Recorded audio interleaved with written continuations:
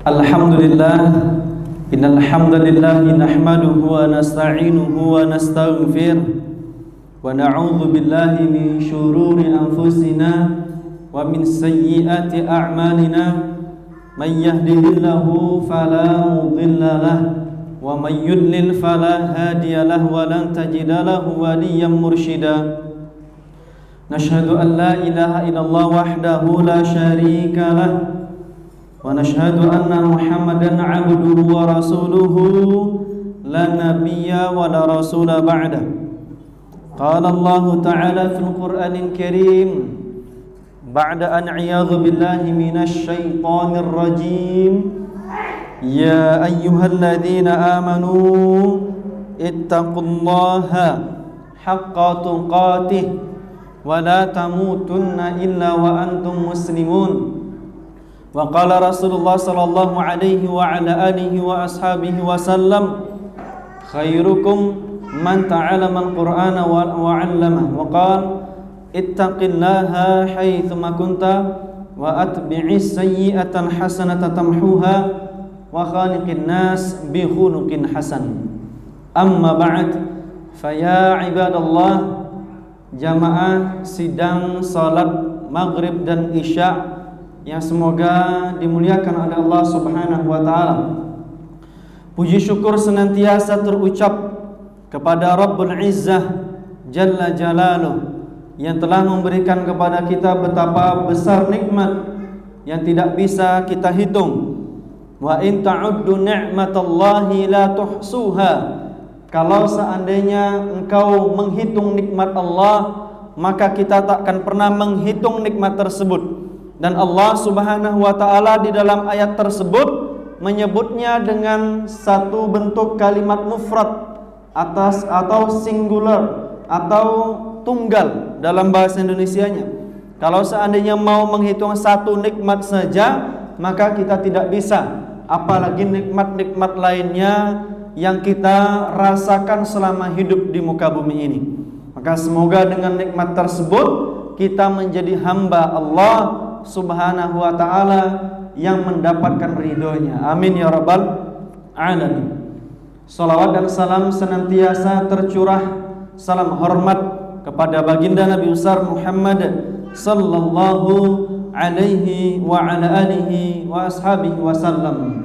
Semoga kelak kita akan dibangkitkan bersama baginda Nabi dan juga mendapatkan syafaatul uzma yang diizinkan khusus hanya dari Nabi Muhammad SAW kepada umatnya. Amin ya rabbal alamin.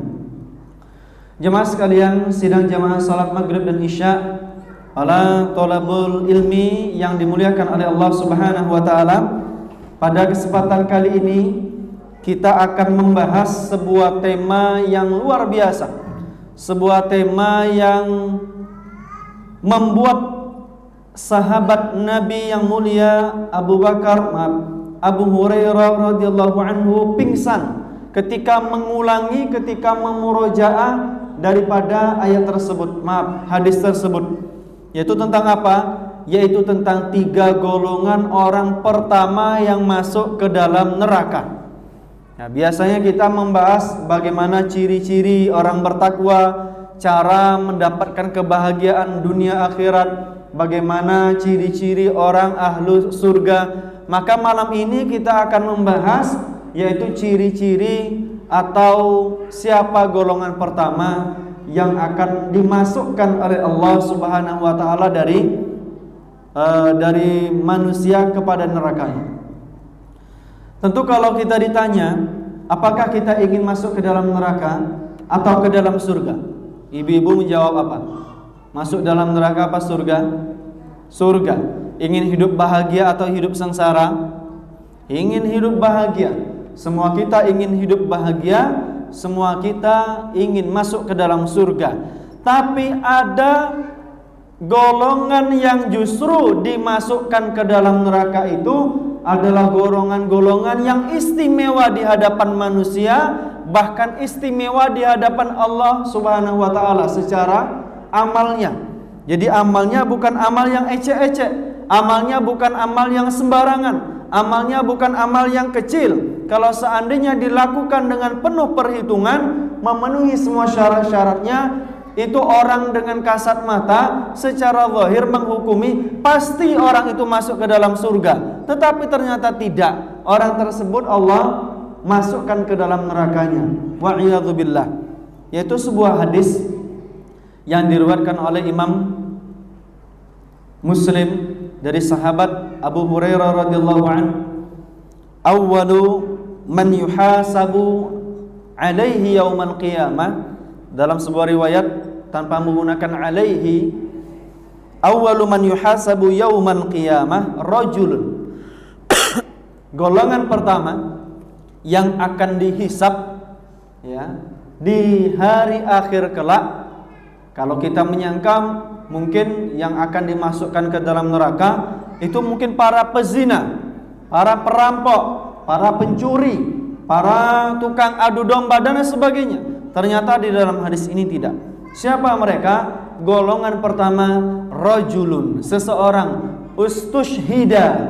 Bayangkan, seseorang yang mati syahid, yang dia berjihad melawan orang-orang kafir demi menegakkan kalimat Allah Subhanahu wa taala. Ya. Fa'utiya bihi, maka didatangkan nanti di hadapan Allah Subhanahu wa taala. Fa'arrafaha ni'ama fa'arrafaha. Dilihatkan semua nikmat yang pernah dirasakannya di muka bumi yang Allah berikan kepadanya, dikenalkan, ditanya, ini betul fulan nikmat yang telah diberikan oleh Allah kepadamu, fa'arrafaha, maka dia mengatakan betul, ini nikmat yang diberikan kepadaku. Aku bisa berjuang di jalan Allah, aku menjadi seorang yang muslim, aku makan dengan makanan yang halal, aku minum dengan minuman yang halal, aku berpakaian dengan pakaian yang halal. Semuanya dikenalkan dan dia mengakui nikmat-nikmat tersebut betul-betul sudah dia rasakan. Cuma yang tidak enaknya adalah hadis kelanjutan daripada hadis ini. Qala fama amilta fiha. Ya. Dan kemudian ditanya oleh Allah Subhanahu wa taala orang tersebut ketika sudah dibangkitkan di hadapannya, fama amilta fiha. Kau buat apa nikmat-nikmat tersebut? Sudah Islam, berjuang di jalan Allah, dikasih kesempatan menjadi seorang mujahid fisabilillah, untuk apa? Jawabannya, qala, orang tersebut mengatakan, qataltu fika ya Rabbi.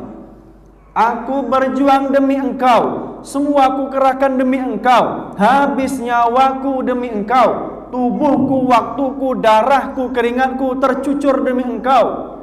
Coba bayangkan. Tetapi Allah Subhanahu wa taala zat yang maha mengetahui apa yang terjadi dalam isi hati seorang hamba, walaupun hamba tersebut mungkin belum persis mengetahui isi hatinya. Ya. Apa kata Allah? Ya, ketika sudah dijawab tadi bahwa aku terbunuh demi engkau, qataltu fika istushhidtu, dan aku syahid di jalanmu demi engkau. Tetapi celaka yang didebat oleh Allah Subhanahu wa taala. Jadi ada nanti golongan orang-orang yang mati syahid, ada golongan orang-orang yang berjihad fisabilillah, dia mati syahid tetapi Allah debat. Nanti kita lihat karena apa dia debat. Didebat oleh Allah Subhanahu wa taala. Kadzabta, engkau berdusta, walakinnaka qatalta li ayyuqal jari'un. Tetapi engkau berjuang di jalan Allah, berjihad di jalan Allah, itu untuk dikatakan sebagai seorang syahid, sebagai seorang pahlawan, sebagai seorang pemberani, sebagai seorang yang mendapatkan kehormatan yang tinggi di mata manusia. Faqad qila, dan engkau telah mendapatkan itu, kata Allah Subhanahu wa taala. Lantas apa? Ya. Qila faqad qila thumma umira bihi fasuhiba ala wajhi hatta ulqiya finnar. Lalu ditarik dia, ditelungkupkan wajahnya, diseret, dilempar ke neraka. Golongan siapa? Yang pertama yaitu golongan orang yang berjihad. Bayangkan Bapak Ibu sekalian, ini adalah golongan orang yang berjihad fisabilillah. Orang yang tidak hanya mengerahkan harta 2.000, 10.000, 100.000, bukan yang hanya menghabiskan waktu sisa-sisa saja untuk majelis ilmu, hanya waktu-waktu part-time saja, sepekan sekali saja ikut majelis ilmu, tetapi darahnya tertumpah di jalan Allah. Semuanya dia kerahkan di jalan Allah, bahkan keringatnya tercucur. Semua dia dapatkan dari luka-luka, tusukan, lemparan, ledakan, dan seterusnya. Itu dia dapatkan. Tetapi ternyata dia berkeinginan untuk disebut sebagai seorang pahlawan. Lalu yang kedua, golongan yang kedua, siapa dia? Nah, ini tak kalah juga orang golongan kedua ini. Golongan yang kedua adalah qari'un. Ada seseorang rajulun qara al-Quran, seseorang yang dia membaca Quran ana al-laili wa ana an-nahar, sepanjang malam sepanjang siang. Wa ta'alamal ilma, dan orang yang belajar ilmu, ya, seorang baca Quran dan belajar ilmu. Fa'utiya bihi, didatangkan lagi di hadapan Allah setelah semua golongan orang-orang yang syahid tadi didatangkan di hadapan Allah dan dihisab satu persatu. Fa'arafaha ni'amah fa'arafa. Wahai fulan, kau dulu dikasih akal yang cerdas, betul, betul. Kamu dulu ada guru-guru yang hebat mengajarkan tahsin dan tajwid, betul, betul. Kamu sempat menghafal Quran 10 juz, 15 juz, 30 juz, betul, betul. Fima amilta fiha, fama amilta fiha. Untuk apa kau beramal? Untuk apa kau baca Quran? Untuk apa engkau belajar ilmu? Seseorang itu menjawab, faqal, maka dia menjawab, orang tersebut, qara'tu fika, aku membaca Quran demi engkau. Ta'allamtul ilma fika, saya belajar ilmu pun demi engkau. Tapi lagi-lagi ternyata ada nanti golongan di hadapan Allah Subhanahu wa taala, orang-orang yang memang sibuk dengan baca Quran, yang sibuk dia ngaji ilmu, tetapi didebat oleh Allah. Allah langsung spontan mengatakan, kadzabta, engkau dusta. Kenapa dusta? Walakinnaka qara'tal Qur'an wa ta'allamta ilma li ayyuqal. Engkau baca Quran, engkau mengkaji ilmu untuk dikatakan, disebut-sebut orang menjadi orang yang qari, orang yang pandai membaca Quran, agar dikatakan hafiz yang banyak hafalannya, agar dikatakan sebagai seorang alim, sebagai seorang kiai, sebagai seorang ustadz, sebagai seorang ulama. Didebat oleh Allah Subhanahu wa taala. Lalu orang tersebut juga Allah telungkupkan wajahnya, fasuhiba ala wajhi ila al-ard, fasuhiba ila an-nar, fauqiya ila an-nar, dicampakkan wajahnya ke lantai, ke bumi, lalu kemudian diseret sampai ke neraka. Lalu golongan yang ketiga, siapa dia? Rajulun, adalah seseorang atahullahu, yang dikasih oleh Allah Subhanahu wa taala al-mal, yaitu harta yang banyak, kama qala Rasulullah SAW, atau yang semakna dengan itu, dan tidak ada kesempatan dia untuk berinfak kecuali dia berinfak. Ada galang dana Palestina, dia ikut. Ada pembangunan masjid, dia ikut. Ada galang dana di jalanan, dia ikut. Semua dia ikuti. Tak ada yang dia sisakan. Kenapa? Wassa'allah, Allah luaskan rezekinya, dan dia pun berkehendak untuk memberikan rezekinya. Tetapi lagi-lagi kita dapati, ada ternyata golongan orang-orang dermawan, banyak duit, yang dia suka berbagi, nanti akan didebat oleh Allah. Fa'utiya bihi fa'arrafaha ni'ama fa'arrafaha. Didatangkan di hadapan Allah orang-orang yang super kaya tadi, yang suka berinfak tadi, dinampakkan nikmatnya. Fulan, kau ingat dulu kau pernah punya lahan 5 hektar, 10 hektar, 20 hektar, kau punya toko emas, kau punya dagangan yang luar biasa, omsetnya 10 juta, 20 juta, ratusan juta. Dia mengakui, betul ya Rabb, fama amilta fiha, untuk apa semua tersebut? Dia mengatakan, tasaddaqtu fika, aku berinfak bersedekah demi engkau ya Rabb. Tapi Allah adalah zat yang maha mengetahui.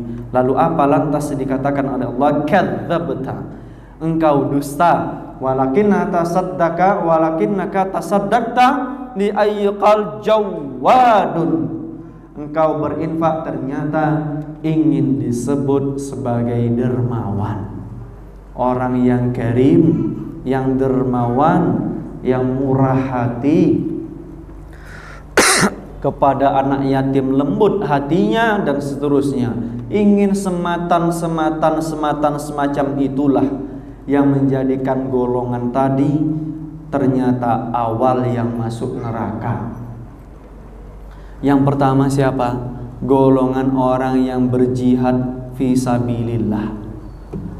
Jihad fisabilillah tak ada yang lebih tinggi, Pak Ibu. Tak ada Bapak Ibu yang lebih tinggi daripada jihad fisabilillah, itu tak ada.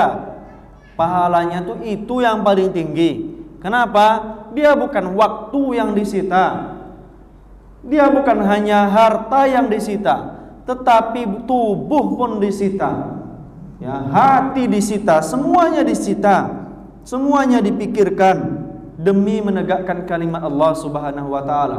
Tapi ada yang hatinya tidak bersih, ada yang ingin dilihat sebagai orang yang berjihad. Apa inti daripada ini tadi? Ya, yang pertama jihad fisabilillah, yang kedua orang yang baca Quran dan belajar ilmu. Ini semua kita kena, tak ada yang tak kena. Anak-anak nih Jamiul Hufaz baca Quran, bapak-bapak semua baca Quran, ibu-ibu baca Quran, bapak ibu semua ngaji ilmu. Untuk apa? Mungkin ada di antara kita yang jawab persis yang sama, semoga tidak Allah debat.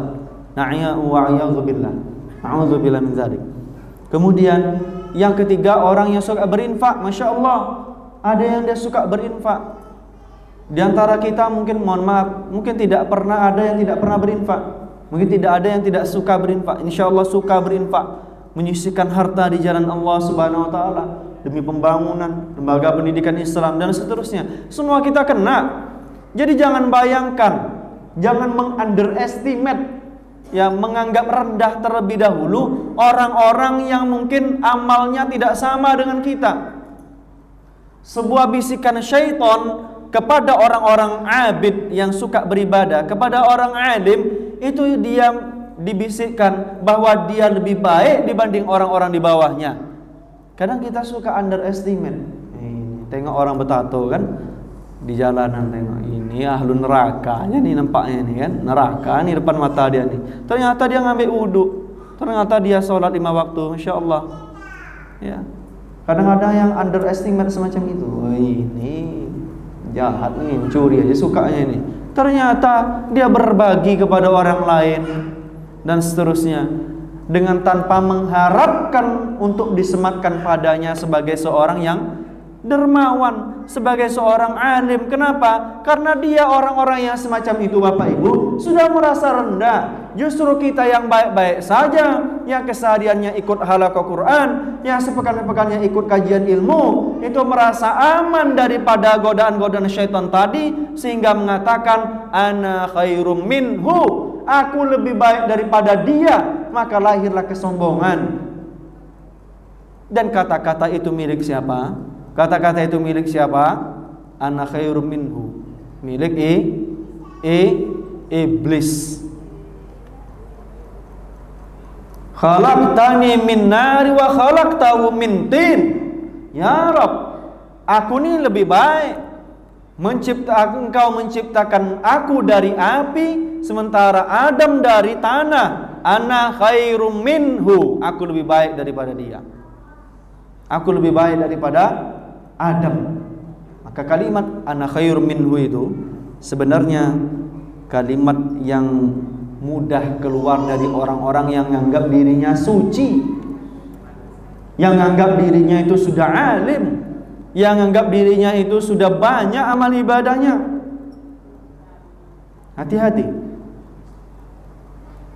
Maka setidaknya kalau kita tidak bisa berpacu padu dengan orang-orang alim dalam amal salehnya, kita berpacu padu dengan orang-orang pendosa dalam bertaubat. Itu setidaknya yang kita bisa tanamkan di dalam diri kita. penyebab-penyebab tadi ternyata adalah riya. Apa itu riya? Yaitu bagian dari kesombongan, ingin dilihat, ingin disebut-sebut. Ya, kawannya juga nanti riya ini juga kadang-kadang berbareng riya wasum'ah, ingin disebut-sebut namanya. Kalau tak disebut tersinggung, kalau tak ditengokkan ke orang lain marah. Justru ingin disebutkan. Lahir kesombongan-kesombongan. Padahal Imam Nawawi, Imam Asy-Syafi'i rahimahullah mengatakan bahwa perbanyaklah amal-amal yang tak diketahui dan dilihat oleh orang lain. Karena amal yang sedikit diketahui akan bermanfaat di hadapan Allah Subhanahu wa taala. Bahwa amal yang tersembunyi tudfi'u ghadaba rabbi, akan memadamkan kemarahan Allah Subhanahu wa taala. Al-ikhlas ya aziz. Ikhlas kata Imam Ibnu Qayyim Al-Jauziyah, anfa'ul amal, adalah amal yang paling baik, antaghiba fihi, yaitu amal yang paling bermanfaat ketika disembunyikan, anin nas bil ikhlas, disembunyikan dari manusia dengan keikhlasan. Kita akan lihat bagaimana kiranya orang-orang terdahulu ketika menjalankan sebuah amal ibadah, sehingga mereka kemudian disebut dengan muttaqi al-khafi, seorang yang bertakwa yang tersembunyi, ya. Yang model-model itu yang lebih selamat. Kadang-kadang popularitas ini justru menghancurkan.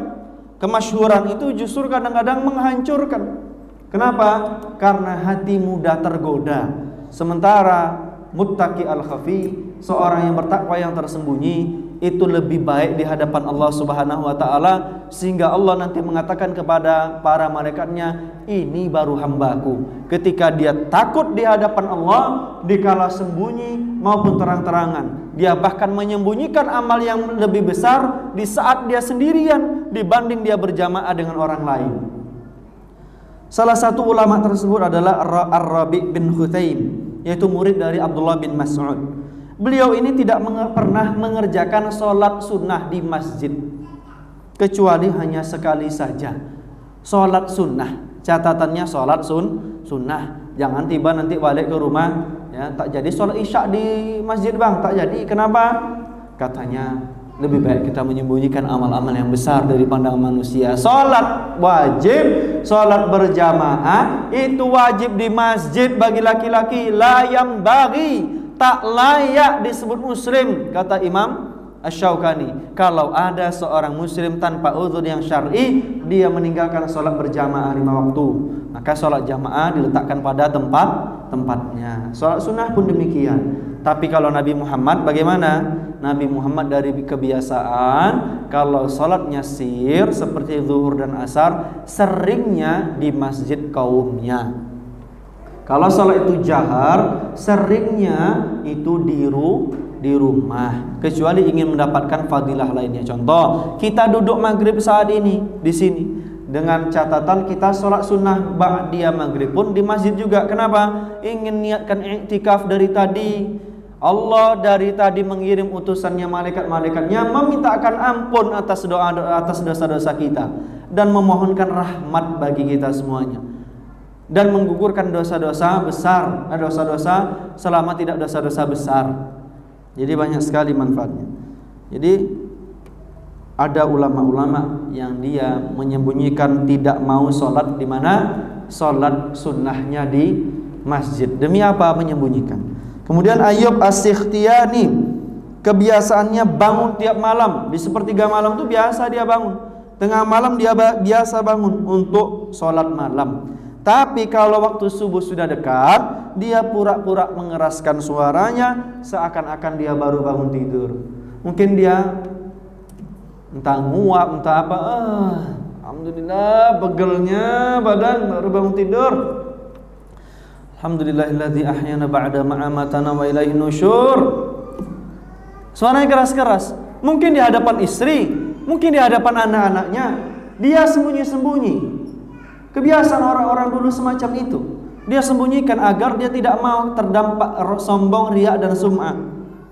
Ya, dia pura-pura seakan-akan dia baru bangun tidur. Ya. Kemudian apa kata Rasulullah SAW dalam sebuah hadisnya, warajulun tasaddaqa bisadaqatin. Selanjutnya ada juga orang-orang yang dia bersedekah dengan sebuah sedekah. Fa akhfaha, dia menyembunyikannya, hatta la ta'lama, sehingga tidak mengetahui tangan kanan, la ta'lama shimaluhu ma tunfiqu yaminuhu. Tangan kiri tak tahu apa yang disedekahkan oleh tangan kanan. Ini sebetulnya sebuah majas hiperbola, berlebih-lebihan. Tapi begitulah, bahwa yang dekat saja kedua tangan tak tahu, apalagi orang lain. Ya, walaupun ada juga kawan-kawan kita kadang mempraktekkan ini, tangan kirinya disembunyikan dia. Untuk mengamalkannya di sini, diambilnya dari koncet, dikeluarkan dia, tangan kiri disembunyikannya. Kau jangan tahu, gitu kan. Nah, ya silahkanlah modelnya macam apa, gitu kan. Tapi jangan juga tangan kiri disembunyikan, nanti orang lain infak ya, bismillah ya. Jangan juga kemudian dia ingin berinfak, dia tampak-tampakkan seperti itu, kan begitu. Atau nampakkan uangnya kan 100.000 misalnya gitu, dan lain sebagainya. Siapa contohnya? Yaitu ada Ali Zainal Abidin, ya, dikenal dengan julukannya Zainal Abidin, yaitu penghias daripada mahkota daripada orang-orang yang suka beribadah di hadapan Allah. Ali bin Husain bin Ali, ya, Ali bin Husain bin Ali, cucu dari Ali bin Abi Thalib, cicit dari Rasulullah sallallahu alaihi wasallam. Dia ini pernah mengatakan, innas sadaqata sirra tutfi'u ghadab rabbi azza wa jalla. Sedekah sembunyi-sembunyi itu memadamkan kemarahan dan kemurkaan Allah Subhanahu wa taala. Apa yang dia perbuat? Tiap malam dia mengisi karung dengan roti-roti siap makan dan gandum-gandum yang siap untuk dimasak. Setiap malam dia ketuk pintu, dia tinggalkan di depan pintu. Sampai suatu ketika di Madinah, ya, pada pagi hari tidak ada seorang yang menerima. Tidak ada seorang pun yang menerima daripada pemberian tersebut. Dan ternyata diketahui Ali pun meninggal, Ali Zainal Abidin meninggal di saat yang sama ada orang yang tidak menerima daripada bantuan santunan roti tersebut. Dan ternyata orang curiga, dilihatlah di punggungnya yang memandikannya, memang betul-betul ada bekas hitam di punggungnya, karena biasa tiap malam dia isi karung, dia angkat sendiri, dia letakkan di depan rumah. Siapa yang mengetahuinya? Hanya dia dan Allah Rabbul Izzah Jalla Jalaluh. Lalu coba tengok di gudang-gudangnya, dan ternyata betul ada karung-karung yang sudah diisi siap untuk diantar, tapi belum sempat dikasih. Dia sudah meninggal duluan. Jadi kapan tersingkap? Sebenarnya walaupun tak disingkap, orang-orang akan menyingkapnya sendiri, karena amalnya begitu unik, karena amalnya begitu spesial. Begitu pula ketika orang yang berpuasa. Idza kana shaumu ahadikum falyusbih dahinan mutarajjilan. Apa kata Ibnu Abbas radhiyallahu anhuma? Kalau ada orang yang berpuasa, ya, falyusbih dahinan, hendaklah dia berminyak rambutnya, tampil klimis, mutarajjilan, dan disisir, jangan nampak berdebu kusut masai. Kenapa? Kenapa kok itu? Kenapa nampaknya lesu saja? Puasa. Jawab lesu, suara lesu, rambut tak disisir. Ambo sudah puasa. Ambo puasa. Ngapa lek kok lemes tenan lek? Puasa. Puasa kula masa.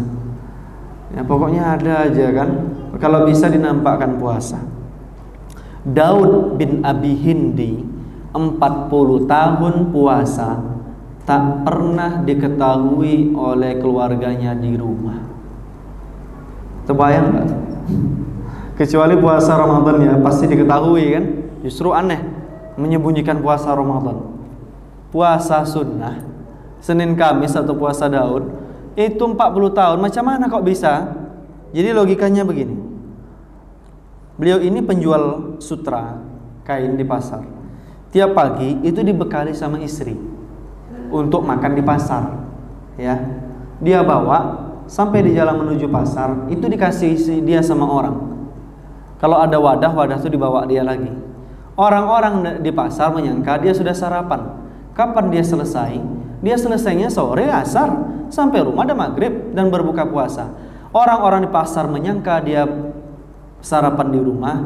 Orang di rumah dia menyangka sarapan di pasar. 40 tahun Bapak Ibu menyembunyikan puasa sunnah.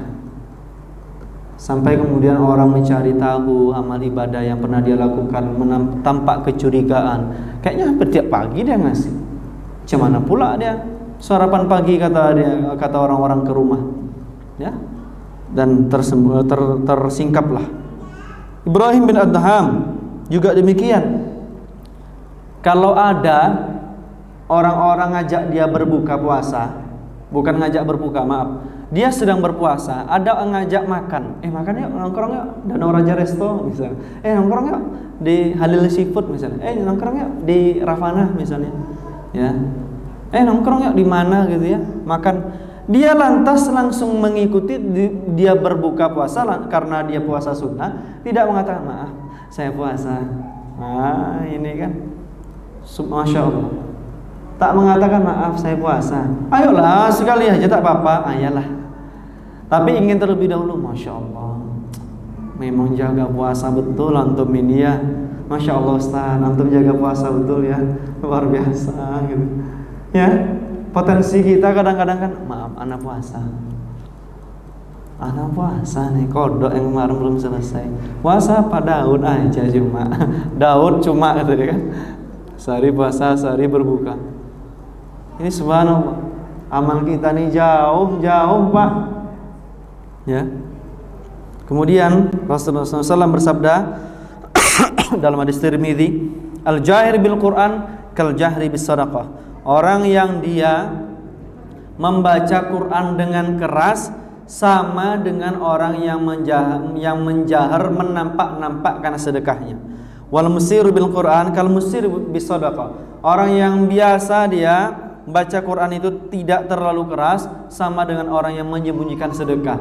Dalam bacaan Al-Quran pun dan zikir pun kalau bisa jangan dikeraskan, kecuali untuk latihan. Contoh di pondok kami itu anak-anak yang maju latihan menjadi imam disuruh baca zikir untuk ngajarkan kepada jamaah yang lainnya, lidorurati ta'lim, karena urgensi daripada ta'lim, pengajaran, pendidikan.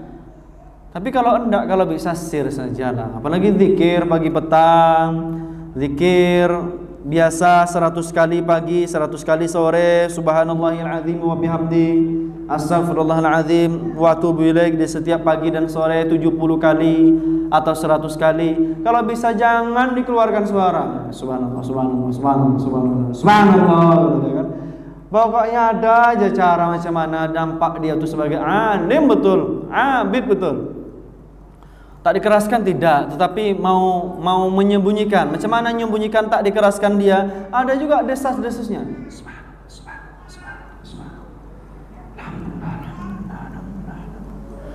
Intinya ada aja ingin dinampakkan sama dia. Kita tanya kepada hati Bapak Ibu sekalian.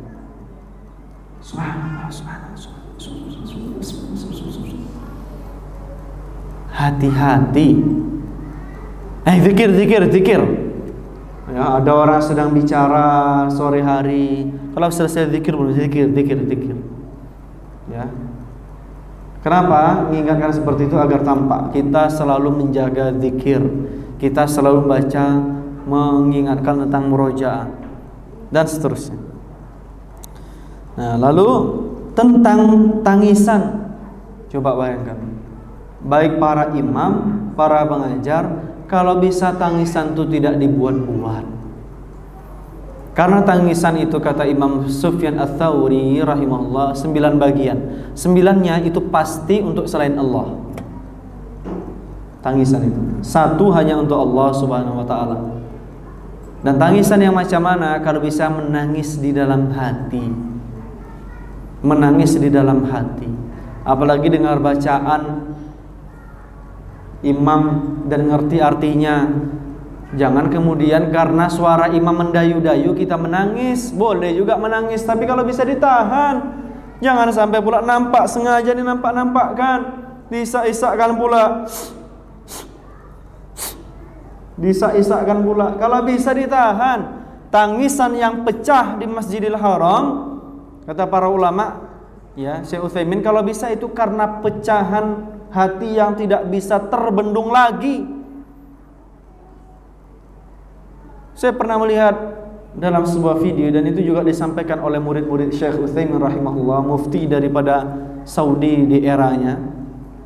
Itu beliau menyampaikan masalah hadis, masalah ayat, tentang azab dan seterusnya, atau kabar gembira. Kadang-kadang beliau nangis, dan ada muridnya yang melihat beliau itu sudah nahan, tetapi air mata tak terbendung dan turun. Lalu beliau mengalihkan perhatian agar tak terlihat kepada beliau. Lantas beliau kemudian mengusap air matanya.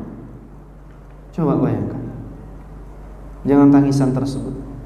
Ini tidak baca imam, suaranya mendayu-dayu, padahal artinya lain. Yas'alunaka 'anil mahid. Terisak-isak, padahal ayatnya tentang haid, tapi terisak-isak pula dia. Nah, itu hati-hati juga. Nah, maka di sini Bapak Ibu sekalian, tentang tangisan pun para ulama sampai menyembunyikannya. Ya, Ayyub As-Sikhtiyani yang saya ceritakan tadi, itu kalau beliau sudah memang tak tahan lagi untuk menangis, sudah menangis, lalu ada orang-orang di sekitar beliau mengetahui kejadian itu. Aduh, pilek ini tak sembuh-sembuh, kata dia. Aduh, pilek ini tak sembuh-sembuh. Aduh, pilek ini tak sembuh-sembuh. Ngapa? Kelilipan. Apa tadi ini ya? Kelilipan. Aduh, pilek ini tak sembuh-sembuh. Dan seterusnya. Ya. Muawiyah bin Qurra mengatakan tangisan dalam hati itu lebih baik dibanding tangisan dengan air mata. Dulu kami pernah bersama dengan Syekh Zuhair bin Nadim. Beliau baru messenger saya di beberapa waktu yang lalu. Beliau di Gaza Utara. Beliau itu mengatakan, ketika ada saudaranya, temannya syahid, apa kata beliau? Ya Syekh, ala tahzan. Wahai Syekh, engkau tak sedih? Hazin tuh, saya sedih di malam tabki. Kenapa engkau tak nangis? Ya, ma'in dan dumu'. Kami tak ada air mata lagi untuk menangis, tapi hati kami teriris-iris. Ya, ibarat sembilu itu sudah dicacah-cacah hati mereka kaum muslimin di Gaza. Diperas jeruk nipis di atasnya lagi. Pedih. Pedih bukan main. Ya. Nah, inilah bagaimana orang-orang muttaqi al-khafi, yang dia takut kepada Allah dan menyembunyikan amal-amal ibadahnya. Lantas apa pertanyaannya? Amal ibadah yang kita sembunyikan, adakah yang sudah kita sembunyikan? Diam-diam sedekah, istri tak tahu, anak tak tahu. Diam-diam sholat malam banyak rakaat, sementara istri cuma tahu 2 rakaat. Diam-diam mungkin memberi kepada anak yatim makanan tiap hari Jumat. Apa kira-kira? Atau zikir kita yang melampaui batas kebiasaan, atau mungkin kita menghafal Quran pelan-pelan. Apa kira-kira amal yang kita sembunyikan? Sudah ada atau belum? Atau semuanya sudah nampak saja sama anak dan istri kita? Nah, ini menjadi catatan bagi kita.